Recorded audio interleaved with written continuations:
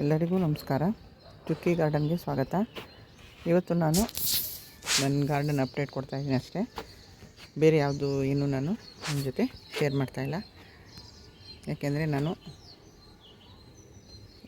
ಕೆಲವೊಂದು ವೈಯಕ್ತಿಕ ಕಾರಣಗಳಿಂದ ಈ ಗಾರ್ಡನ್ ಕಡೆಗೆ ನಾನು ಜಾಸ್ತಿ ಗಮನ ಕೊಟ್ಟಿಲ್ಲ.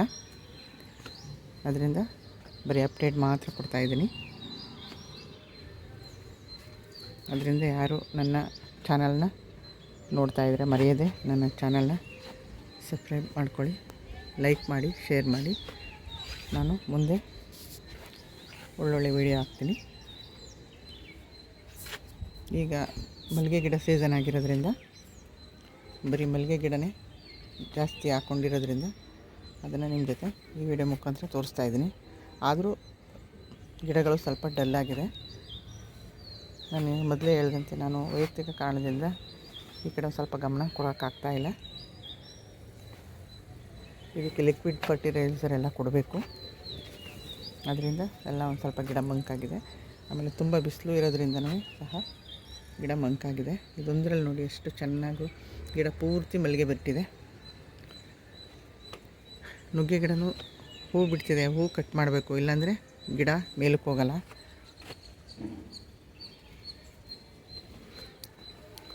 ಪಾರಿಜಾತ ಚಿಗುರ್ತಾ ಇದೆ. ಮತ್ತು ಮಲ್ಲಿಗೆ ಗಿಡದಲ್ಲೆಲ್ಲ ಹೂ ಬಿಟ್ಟು ಒಣಗೋಗಿತ್ತು, ಅದನ್ನು ಸ್ವಲ್ಪ ತೆಗ್ದಿದ್ದೀನಿ. ಇದು 7 ಸುತ್ತಿನ ಮಲ್ಲಿಗೆ ಗಿಡ. ಎಲ್ಲ ಫುಲ್ ಡಲ್ಲಾಗಿದ್ದಾವೆ. ಈ ಕಡೆ ಎಲ್ಲ ನಾನು ಗ್ರೀನ್ ನೆಟ್ ಹಾಕಿಲ್ಲ. ಇವಕ್ಕೆಲ್ಲ ಬಿಸಿಲು ಬೇಕಾಗಿರೋದ್ರಿಂದ ನಾನು ಈ ಕಡೆ ಗ್ರೀನ್ ನೆಟ್ ಹಾಕಿಲ್ಲ. ಇವಕ್ಕೂ ಅಷ್ಟೇ ಗಣಗ್ಲೆ ಗಿಡ, ದಾಸವಾಳ ಅವಕ್ಕೆಲ್ಲ ಬಿಸಿಲು ಬೇಕಾಗಿರೋದ್ರಿಂದ ಈ ಕಡೆ ಏನೂ ನಾನು ಗ್ರೀನ್ ನೆಟ್ ಹಾಕಿಲ್ಲ.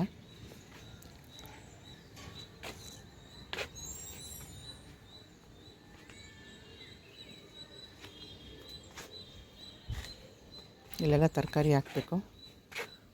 ಹಾಗಲಕಾಯಿ ಗಿಡ ಬರ್ತಾಯಿದೆ ಚೆನ್ನಾಗೆ. ನೋಡೋಣ ಹೇಗೆ ಬರುತ್ತೆ ಅಂತ. ಇಲ್ಲೂ ಅಷ್ಟೇ ಇದೆಲ್ಲ ತರಕಾರಿ ಗಿಡ ಹಾಕೋಕ್ಕೆ ಅಂತಲೇ ಬಿಟ್ಕೊಂಡಿದ್ದೀನಿ.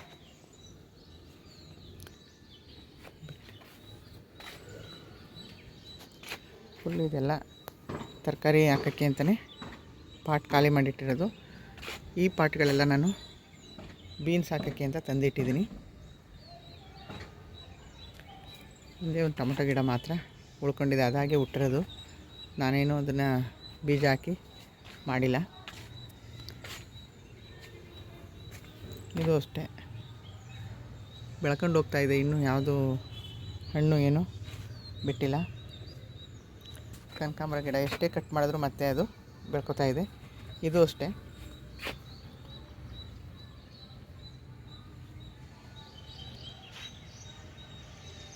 ಎಲ್ಲ ಖಾಲಿ ಇರೋ ಪಾಟೆಲ್ಲ ತರಕಾರಿ ಗಿಡಗಳು ಹಾಕಬೇಕು. ಆಲೂಗೆಡ್ಡೆ ಗಿಡ ಮಾತ್ರ ಬೆಳ್ಕೊಂಡು ಹೋಗ್ತಾ ಇದೆ. ಗಿಡ ಬೆಳೀತಾ ಇದೆ, ಒಳಗಡೆ ಏನು ಬೆಳೀತಾ ಇದೆ ಅನ್ನೋದು ಗೊತ್ತಾಗ್ತಾ ಇಲ್ಲ, ನೋಡಬೇಕು. ಗುಲಾಬಿ ಗಿಡ ಬಿಟ್ಟು ಒಣಗೋಗಿದೆ. ಇದೇ ತೋರಿಸ್ತಾ ಇದೆ ನಾನು ಗಾರ್ಡನ್ ಕಡೆ ಗಮನ ಕೊಟ್ಟಿಲ್ಲ ಅನ್ನೋದು.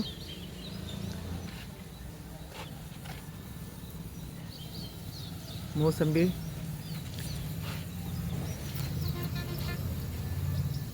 ಗಿಡ ಒಂದು ಬಿಟ್ಟಿದೆ, ಒಳಗಡೆ ಒಂದಿದೆ. ಇನ್ನು ಸಣ್ಣ ಸಣ್ಣದೆಲ್ಲ ಹಾಗೆ ಉದುರೋಗಿದೆ. ಇಲ್ಲೂ ಬಿಟ್ಟಿದೆ. ಎಲ್ಲ ಹಣ್ಣೆಲ್ಲ ಬರುತ್ತೆ, ಆದರೆ ಅಷ್ಟಕ್ಕೆ ಅವು ಕೆಲವೊಂದು ಉಳ್ಕೊಂಡಿದೆ, ಕೆಲವೊಂದು ಬಿದ್ದು ಒಡೆದು ಹಾಗೆ ಉದುರೋಗ್ತಾ ಇದೆ. ಇದು ತಾನಾಗೆ ಹುಟ್ಟಿರೋಂಥ ನೇರಳೆ ಗಿಡ. ಎಷ್ಟು ಎತ್ತರ ಬಂದಿದೆ ನೋಡೋಣ, ಎಷ್ಟು ಮಟ್ಟಿಗೆ ಅದು ಬೆಳೀತದೆ ಅಂತ. ನಾವು ಅದನ್ನು ಕೇರ್ ಮಾಡೋದು ಮಾಡಬೇಕು.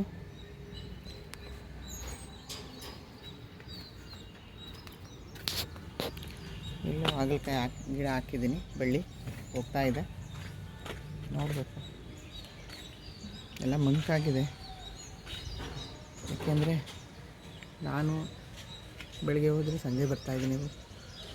ಅದರಿಂದ ಇದನ್ನು ನೋಡೋಕ್ಕಾಗ್ತಾಯಿಲ್ಲ. ವೈಯಕ್ತಿಕ ಕಾರಣದಿಂದ ಗೊಬ್ಬರ ಎಲ್ಲ ಕೊಡೋಕ್ಕಾಗ್ತಾಯಿಲ್ಲ. ಕ್ಲೀನ್ ಮಾಡಿಸ್ಬೇಕು. ಕ್ಲೀನ್ ಮಾಡಿಕೊಡೋರು ಫ್ರೀ ಇಲ್ಲ. ಅದರಿಂದ ನಾನು ಇದನ್ನೆಲ್ಲ ಕ್ಲೀನ್ ಮಾಡಿಸಿದ್ಮೇಲೆ ಅದಕ್ಕೆ ಗೊಬ್ಬರ ಕೊಡಬೇಕು, ಇಲ್ಲಾಂದರೆ ಕಳೆಗೆ ಕೊಟ್ಟಿರೋ ಗೊಬ್ಬರ ಎಲ್ಲ ಹೊರಟೋಗುತ್ತೆ. ನಾನು ಇದಕ್ಕೆ ಹಸುವಿನ ಗೊಬ್ಬರನೇ ಕೊಡೋದು. ಅದನ್ನ ಹಸುವಿನ ಗೊಬ್ಬರನ ಲಿಕ್ವಿಡ್ ಮಾಡಿಕೊಂಡು ಎಲ್ಲ ಗಿಡಕ್ಕೂ ಅದನ್ನೇ ಕೊಡೋದು. ದ್ರವ ರೂಪದಲ್ಲೇ ಇದಕ್ಕೆ ನಾನು ಗೊಬ್ಬರ ಕೊಡ್ತೀನಿ. ಮಣ್ಣೊಳಕ್ಕೆ ನಾನೇನು ಅದನ್ನು ಹಾಕಲ್ಲ, ಲಿಕ್ವಿಡ್ ಮಾಡೇ ಕೊಡೋದು.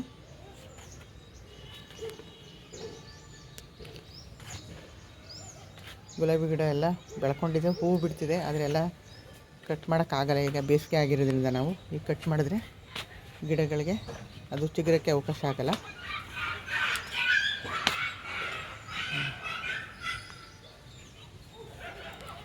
ಹಾಗಲಕಾಯಿ ಹೂ ಬಿಟ್ಟಿದೆ, ನೋಡೋಣ ಎಷ್ಟು ಮಟ್ಟಿಗೆ ಅದು ಯಾವುದೇ ರೋಗ ಬರದೇ ಇದ್ದರೆ.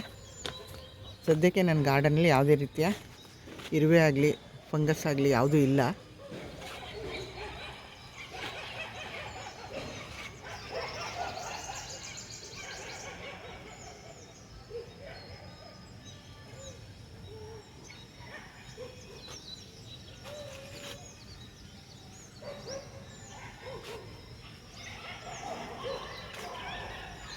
ನಾನು ಈಗೂ ಸಹ ಹೊರಗಡೆ ಹೋಗ್ಬೇಕಾದ್ರಿಂದ ಮುಂಚೆನೇ ಬಂದು ಒಂದು ವಿಡಿಯೋ ಮಾಡಿ ನಿಮಗೆ ಶೇರ್ ಮಾಡೋಣ ಅಂತ ಬಂದಿದ್ದೀನಿ.